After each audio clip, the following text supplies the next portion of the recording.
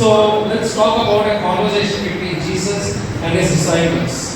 ఒక యేసుక్రీస్తు ప్రభు అలాగే తన శిష్యుల మధ్య వారు మాట్లాడుతున్న సంభాషణ గురించి మనం మత్తయి సువార్త 16వ అధ్యాయాన్ని మనం చూసినట్లయితే verse 15 and 16 we read. 15-16 వచనాలు మనం చదివినట్లయితే Matthew chapter 16 verse 15 and 16. మత్తయి సువార్త 16వ అధ్యాయము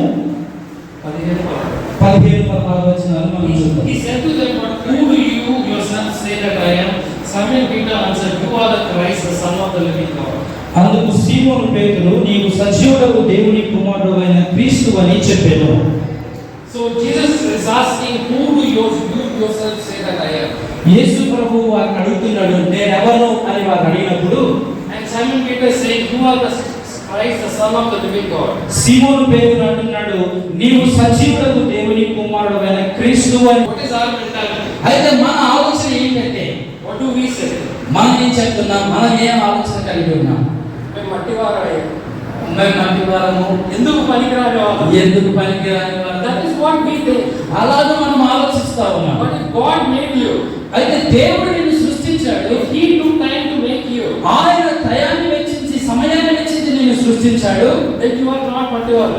అయితే మనం మట్టివారం కాదు. Amen. Amen. You are made in the image of the living God. మనందరము సజీవుడైన దేవుని పోలికలో సృష్టించబడ్డాం. Say that you are a child of God.